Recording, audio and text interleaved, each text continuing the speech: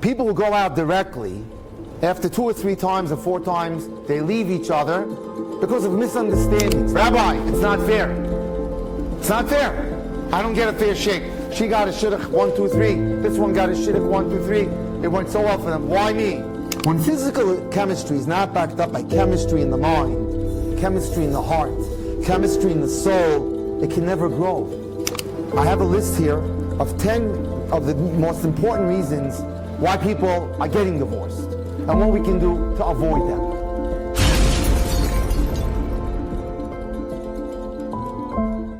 Now, so I'm going to present you some ideas and some toolbox of how to do it better. And my first point to you is like this. The more you do what you're doing, the more you'll get the same as you're getting. I was on the phone today with a 25-year-old man. He's going out with a 24-year-old girl, a modern Orthodox guy, pretty well learned, co-ed, high school, going out with a girl, same school, co-ed. He's moved a little bit more to the right. It's going well. I'm the shadchan. And they, by the way, people who come from that background of having gone to co-ed high schools deeply resist shadchanim. They call us the Cocoa Puff. I don't know where he gets these words from, you know. But we don't like Cocoa Puffs. But here, he submitted to me on this one. And he says to me, it's going well. It's going well. However, I'm concerned that he's moved to the right a little bit. He learns every day, Baruch Hashem. After he's in the finance in Wall Street. He goes, but I'm afraid that she's going to ride a bicycle on Shabbat in Deal. Just a famous getaway for the Syrian community. Or she still eats out vegetarian or dairy. So I said, you know what? I'm going to have a talk. I'm going to call her. This is all happening now in Yerushalayim in the last 2 or 3 days. I called her up, and to my surprise, it wasn't that at all. And this is why you need to have a shadchan. So many times, and I think Jessica can really relate to this, people who go out directly, after 2 or 3 times or 4 times, they leave each other because of misunderstandings. Listen to what happens here. I said to her, let's just change her name, Joyce. I hear it's going well. Yeah, Rabbi, we have common backgrounds. You know, very important. Common backgrounds leads to common expectations. Famous thing that Rabbi taught us, and he says, it's going well. We have, but there's one thing that's bothering me. I said, I know, right? You're not as frum as he is. I said, don't worry about it. No, Rabbi, that's not it. I said, what is it? He's too intense for me. Mazeh, what's going on? And I had this discussion with him from the hotel in Yerushalayim on Sunday. I said, here's what I think is going on. And I said to him, you're a finance guy. You're 25 years old. You're trying to make it with the team on Wall Street. You need a win all the time. You want a victory at work. But guess what? When you show up on the date on the Upper East Side or at that cafe, you're bringing work with you. And as a result, you're not disconnecting. You're not disconnecting from work. And that's the problem. He goes, Rabbi, how'd you figure it out? I said, I'm sure you're doing this with every girl. Forget about Joyce. This is not a problem of Joyce. You're having this problem with every girl because I see where it's going on. He tells me, he agreed to it. And this is what I said to him.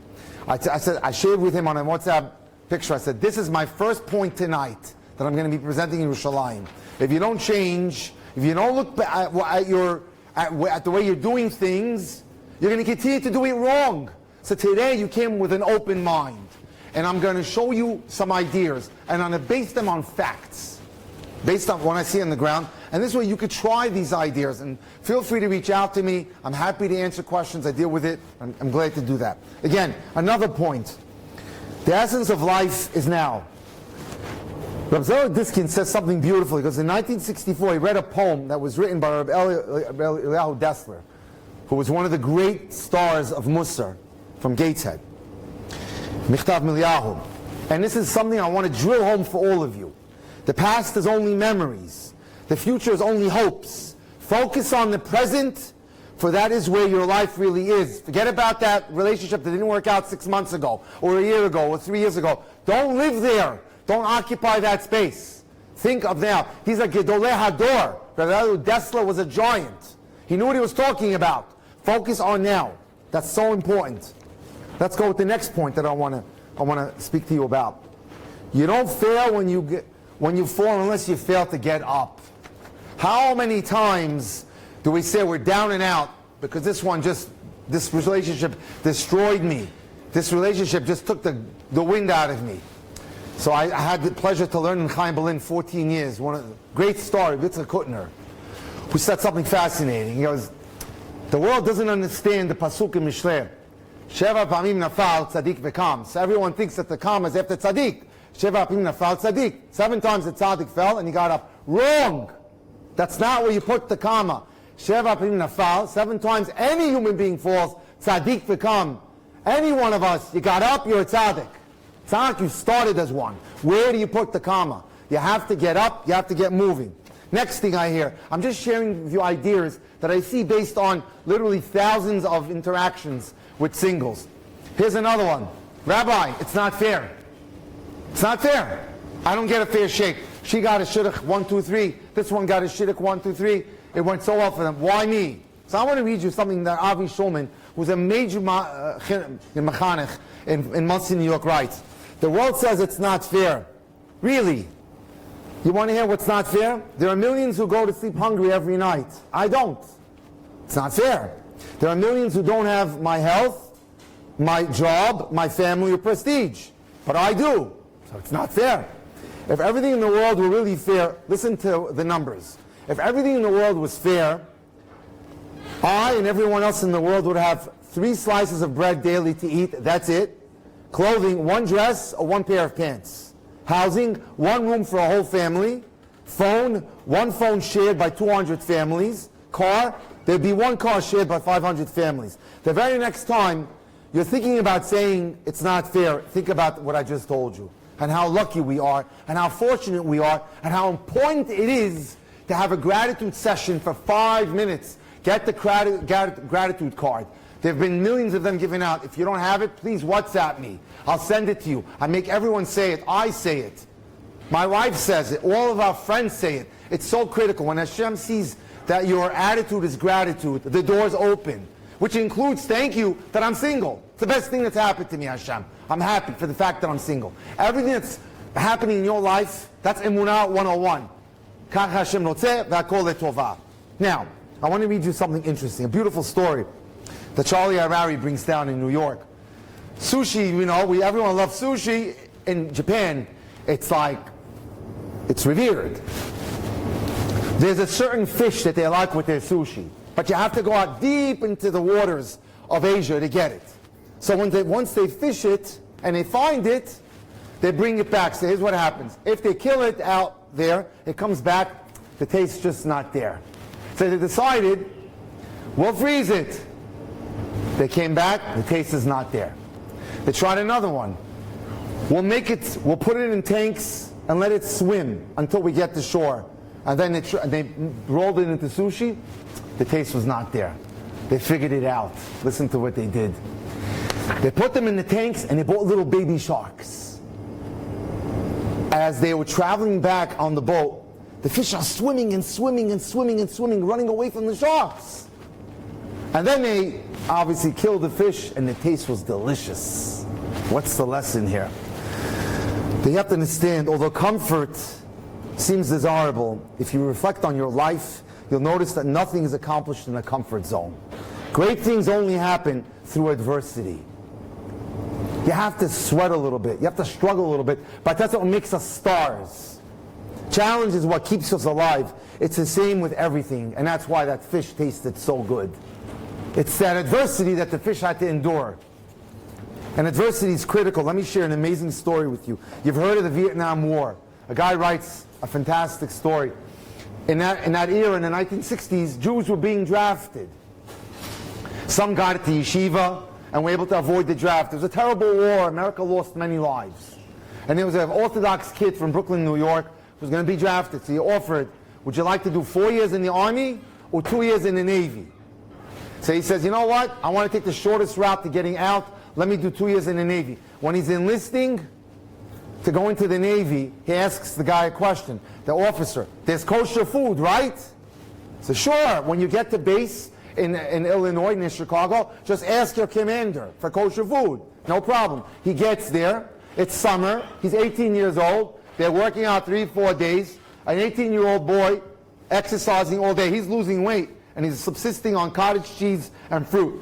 So he says to the person, his commander, I need kosher food. He goes, you got to ask the rabbi. So every Friday night, there's a service for all the Jews. 200 Jews come for the, quote, Lil Shabbos, or the Shabbat service. They march into an auditorium, and he's watching this. Looks like the guy's, the Jewish chaplain has rank. And everyone's very mechabed him. So after, everyone lines up like it's a Hasidic Rebbe to say good Shabbos to him. So as he approaches, he says, good Shabbos. So the rabbi says, what'd you say to me? I said, have a good Sabbath. And he looks at him and goes, what's that book that you're holding? It was his siddur that he brought with him. He says to him, that's my prayer book. Where'd you get that from? That's against Navy rules. We're going to confiscate that right away. What else did you bring with you? He says, in my barrack, I have a talis and a tefillin. Again, you broke Navy rules? You know how to do that? And he calls the patrol, goes, go get that contraband confiscated, throw it in the garbage now. Now, he didn't even ask him for the question about kosher food. And now shaking in his boots. He says to him, by the way, he says to him, sir, I was told that I'm supposed to ask you, you're our rabbi, for kosher food.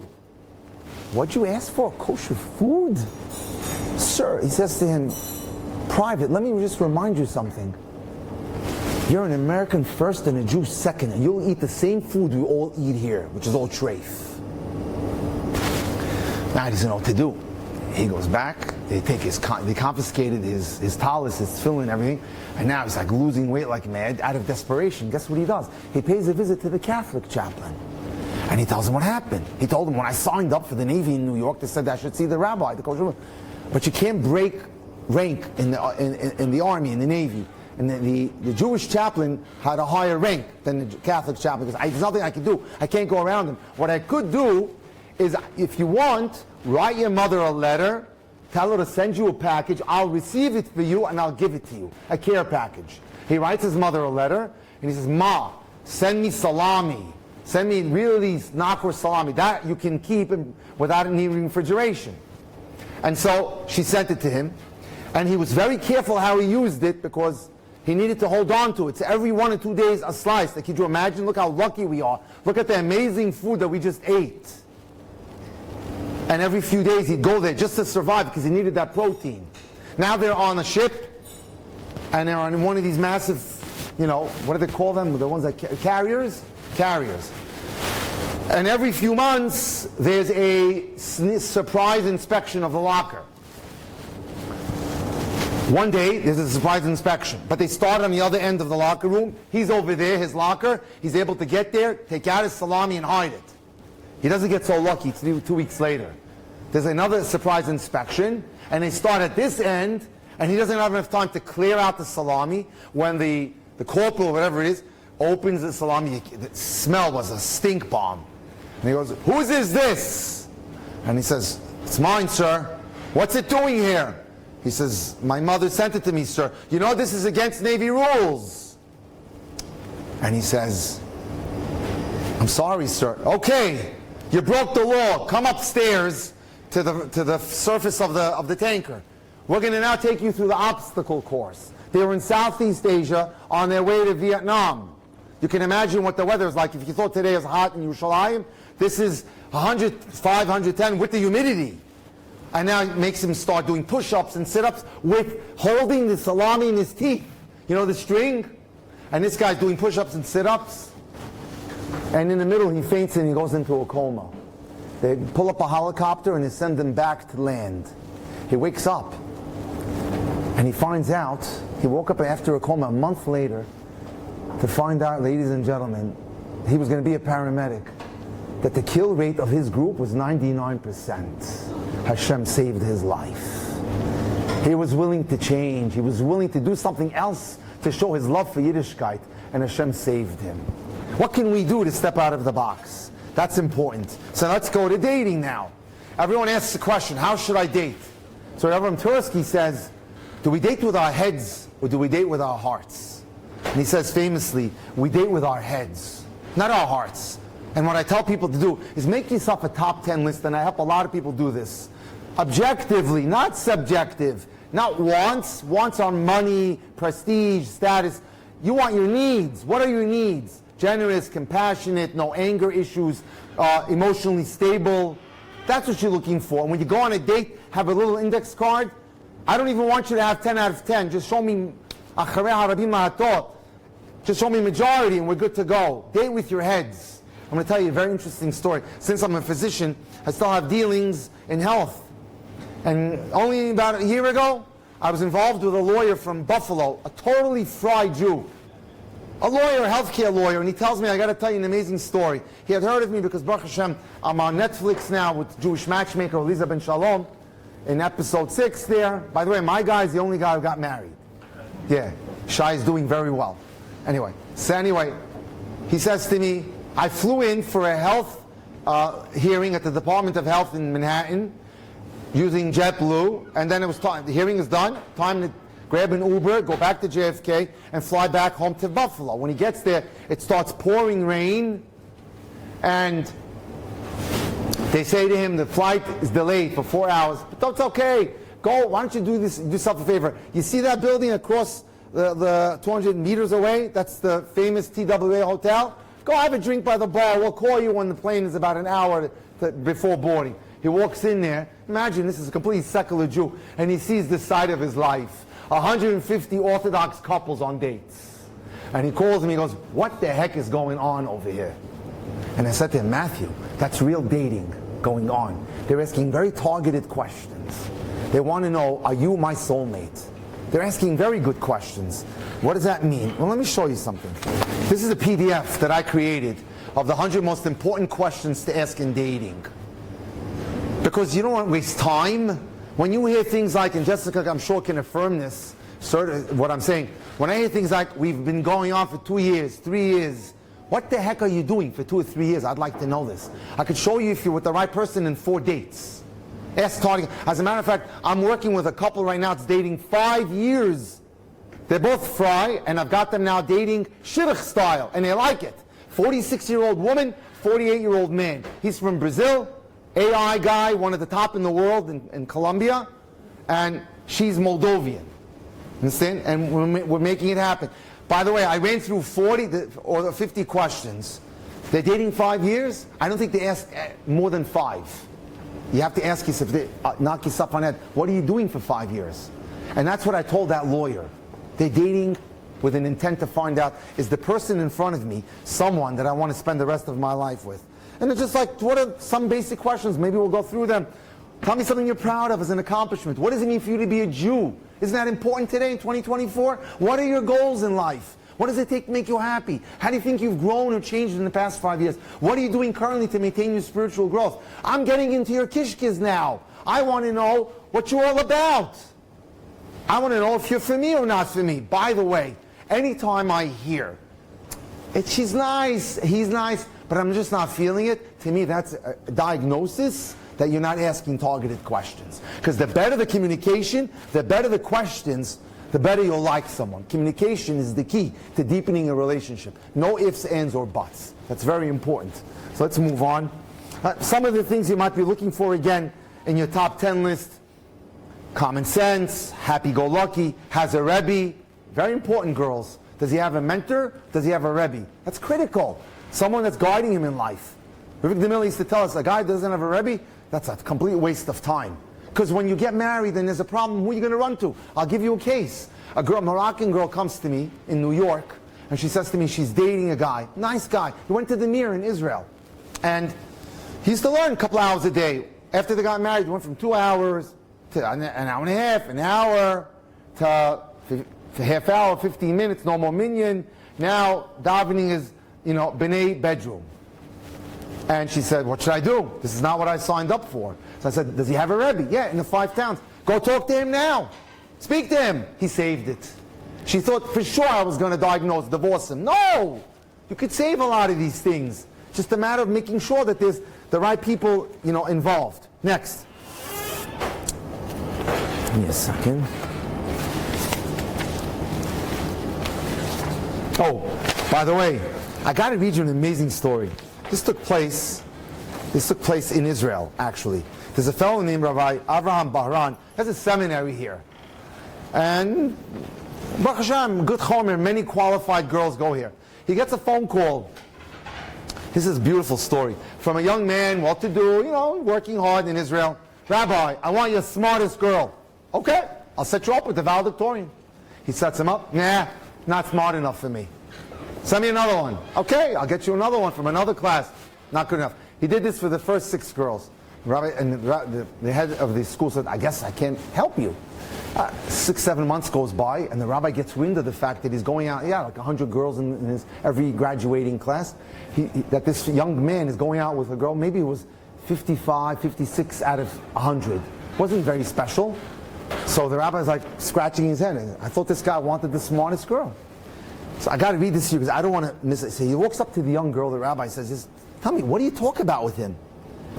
She replied, I like him very much. I don't always understand everything that he's saying, but I say things like, wow, what a deep idea. It's brilliant. Wow, tell me more. We both enjoy the date so much. Tells the rabbi she's like one of the most intelligent people I ever met. They got married. The rabbi sees her shopping 6 months later. He says, how's the marriage? Fantastic. So tell me what's going on. She says, same story. He keeps talking and I keep responding the same way. That's so cool. That's so amazing. You're so smart.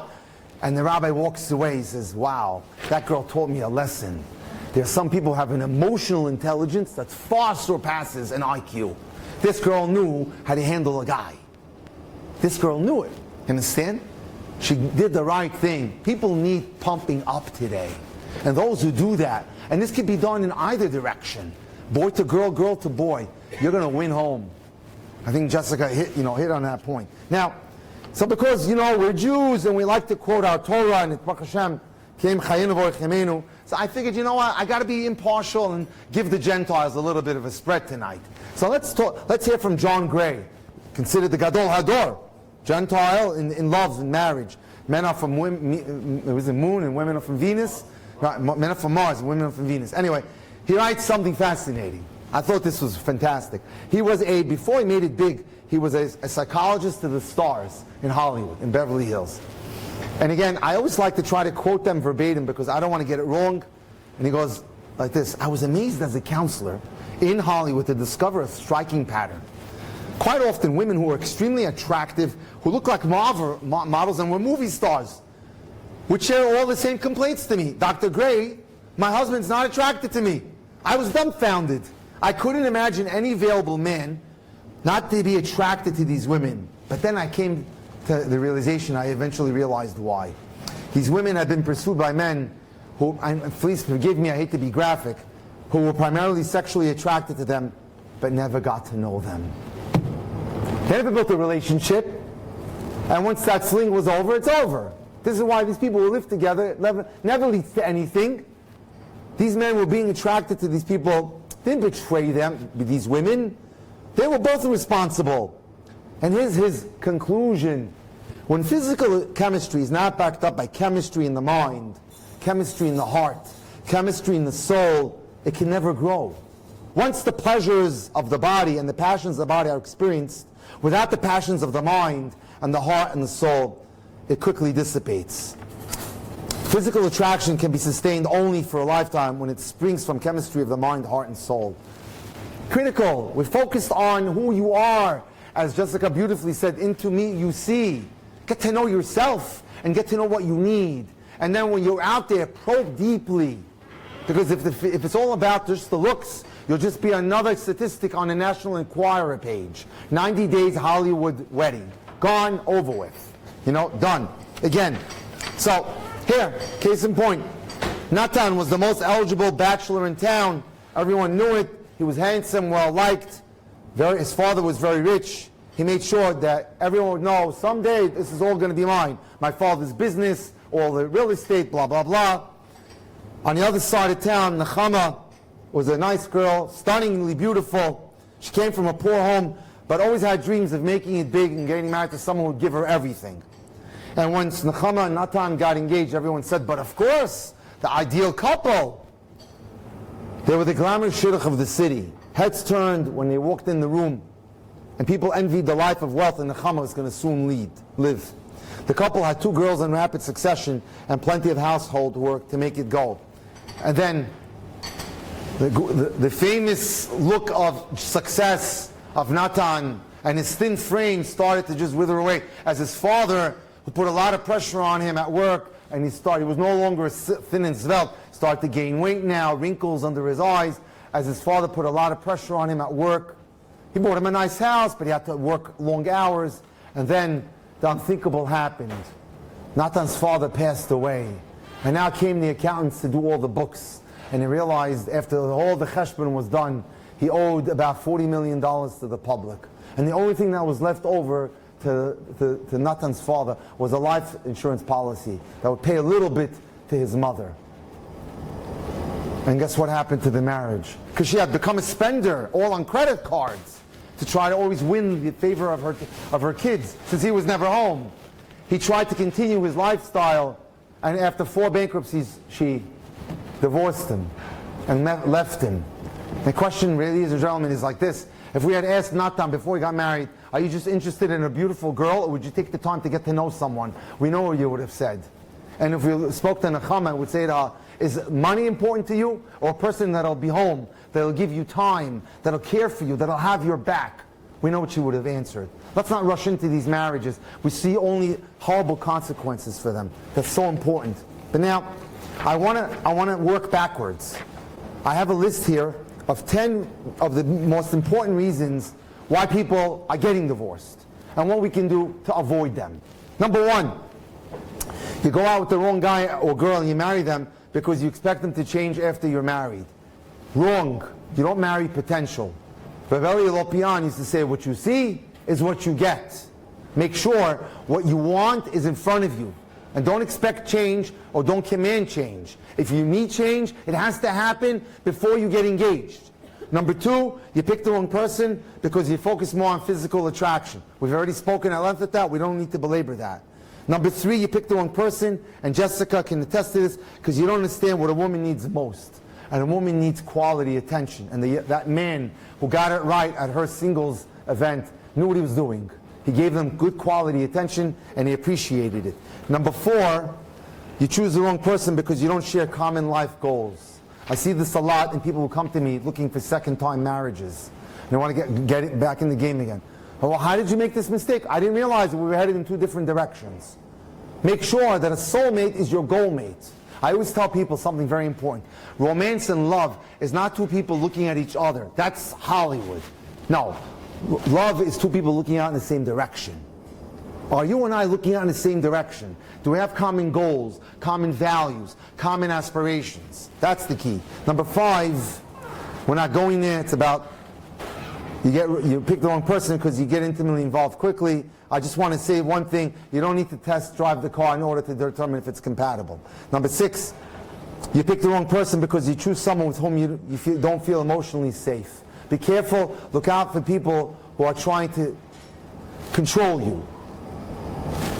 I'll just wrap it up and say that there's a big difference between controlling and making suggestions. A suggestion is made for your benefit. A controlling suggestion is made for their benefit. Number 8, you pick the wrong person because you don't put everything on the table. This is a very important thing. Something that's annoying you when you're going out, something that's bothering you, don't keep it inside you. Talk it out. I tell this to people all the time that I'm involved with dates, or I'm sending on dates, or I'm mentoring. If it's annoying you, sit down and talk to them. I'm so happy if there's a problem. Actually, I'm very nervous if a relationship goes too halak all the way from 0 to 100. Those are scary. When there's an issue, and you could sit down, and you can work it out, that to me is the best indication you're going to make it when you get married. That's how I can tell. You can be vulnerable with each other, you can compromise, that's what it's all about.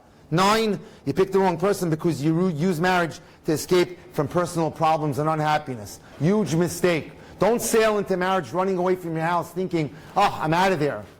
No, your problems are not going to go away. They're just going to chase you. Whatever is bothering you, whatever needs to be corrected, take care of it now. And lastly, you pick the wrong person because that person is involved in a triangle. A triangle is that instead of having 2 points and making 1 line, you have 3 now.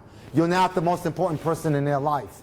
Classic example of triangle is someone who's too close with their parents, or a workaholic, or someone addicted to gambling, or porn, God forbid, or someone addicted to sports. Whatever it is, you're not going to be the most important person in their life. Here's a case in point. A Beis Yaakov girl, a Hamisha girl comes to me, married 1 month. It's what happened. It's sad. It could be funny, but it's sad. After the wedding, we went to the hotel, and he's on the phone with his mother for 4 hours. I knew something was wrong. 3 days later, they exchanged gifts, and that was it. So, but these are the things we need to look out for. Is there anything I want to talk about? Yeah, well, I'm going to touch on root a little bit. Oh, by the way, here's something that I really want to work on. I think it's important just to touch on it, the need for self-esteem. Many of us get pounded in life, whether it's our parents, whether it's our friends, or we were not the most likable people, and our self-esteem sometimes gets beaten up, crushed. And I hate to say this, more on the female side, and I think it's important that I touch upon this. So I want to talk about unlocking your self-esteem, and that is like, many of us, every single one of us has some incredible quality. And that quality is what gives us our strength. Some of us are ambitious, some of us are amusing, some of us are multitaskers, some of us are great at writing poems, some of us are great bakers. Whatever it is that you're strong at, spend as much time as you can near. Spend as much time with your strength, because that's going to raise your self-esteem. And that's critical, because having a healthy self-esteem is critical. And I think it's important because it's pre-Shavuot. I want to say a word or two on root. Here was a former princess who was in an incredibly humiliating situation. She comes back with Naomi. They're starving. They have to go collect food. They go glean from the corners of the fields. And we have a wealthy Boaz coming to check his fields. She's there as a convert. When Ruth asks Naomi if she can go out to search, she makes it clear that she's not looking for food. No, she's looking for a relationship. She's going on a journey to find favor in someone's eyes. Looking for a relationship is the ultimate in vulnerability. She's not afraid to be vulnerable. That's important, perhaps even more than begging for food. The Medrash tells us how she searched among the fields, going back and forth, until she found the kind of person she was looking for. And then she finds Boaz, the leader of the generation. He's incredibly kind to her. And there we see that unlike she was a giver. Every giver needs a receiver, just as every receiver needs a giver. And here, she was opening herself to be vulnerable. The poor person does more for the rich person, the Medrash tells us, than the rich person does for the poor person. Because we derive this from Ruth's statement to Naomi. She says, the name of the man with whom I dealt with today is Boaz. She didn't say the name of the man who did something for me. I did for him. Look at that. Here's a poor person. I did for you. You're the landowner. She never lost her self-respect. I helped you. She gave to him. I did so much for him. And that's what's the key. At all times, she allowed herself to be open and vulnerable. And Boaz thanks her when he says, your kindness is greater than the first, that you didn't turn to younger men, whether rich or poor. You think she was going to be a giver. She was vulnerable. Rather a receiver. She became a giver. And that's the key. Let me just share a beautiful story and close with this. One of my favorite stories. I'll show you what it means that you could change and you can adapt. There was a kivutzah of people, Hara Menuchot. They went to say Kaddish for the 20th anniversary of his father, and he goes, when suddenly we're getting ready to say Kaddish, I came with a group of 10, a man rides up to Hara Menuchot, and he gets down in front of a grave, he unfurls a banner, he sticks 2 sticks in the ground, and it says, Ruti titnasi li, Ruti, will you marry me? What is going on here? And they're so upset, like this guy's mocking a Beis HaChaim. So they go over there and says, what's going on over here? What are you doing? Right? And he says, I'll be back. So he comes back. 15, 20 minutes later, a girl opens the door from the passenger side. She puts herself on the grave, she starts to cry. And now they're more bewildered than ever. What's going on over here? And they want, there's a story behind this. And she says, David, let me tell them. She says, let me tell you a story. My father's buried here. What happened? He says, I grew up in a very religious home in Yerushalayim. Geula. My brothers were all B'nai Torah to the max. We were so frum, even religious newspapers weren't allowed in my house. We didn't even have cell phones, nothing. My father's entire life was Torah and mitzvahs. And I was a good girl, 8th grade, but then I caught up with the wrong crowd when I went into high school. My father's reputation as a Talmid Chacham was so big, I can get into the seminary of my choice. and I started doing bad things. They gave me 1 or 2 warnings, and they kicked me out. Within a few months, you couldn't recognize me. I was now in shorts, low-cut shirt, and hair that was dyed partially pink and partially blonde. My father never gave up on me. In his kapata, he walked with me every Tuesday and Thursday. Take a walk with me. Imagine. I'd come home on Shabbos, and I'd have the radio blaring, and none of my siblings said a word. They accepted me. They got married. They never asked me to do anything in terms of come to dress tznius. And then I decided to move away. And for years I wasn't from. And then one day, after years of not living with my parents, I said, you know what? I want to come back. I want to come back. So I started the process. I'm going to keep Shabbos for the first time in 12, 13 years. She kept Shabbos for the first time. The plan was that she was going to call her father after Shabbos, that she kept for the first time in about a dozen years, to call him and tell him I kept Shabbos. So she calls and no one answers, and calls and calls. And then she finally, someone picks up, he goes, it was her sister, he goes, Mommy took Tati to the hospital. He had a major heart attack.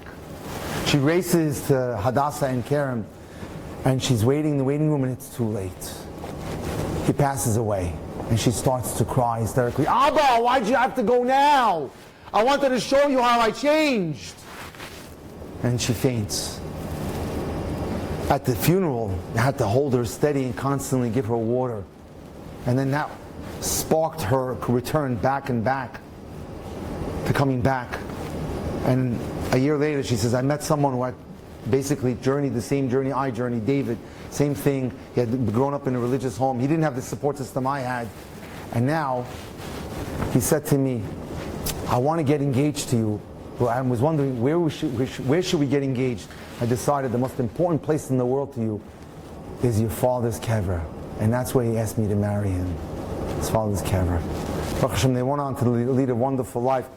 I can go on, but I think we touched on many wonderful topics. I want to thank again Rabbi Sushar for giving me the opportunity to be here, and Esther for doing such a great job to host me. If anyone, thank you. If anyone wants to talk to me or wants to reach out to me, you can take my number now. It's 305-206-1916 or drjackdating.com. Just write me an email, drjackdating.com. I'll try to answer it. If you want a consultation, I do them with people throughout the world. And thank you. And I give you a bracha. I should have the privilege and the pleasure to dance at the wedding of everyone in this room. Say amen. Amen. Thank you.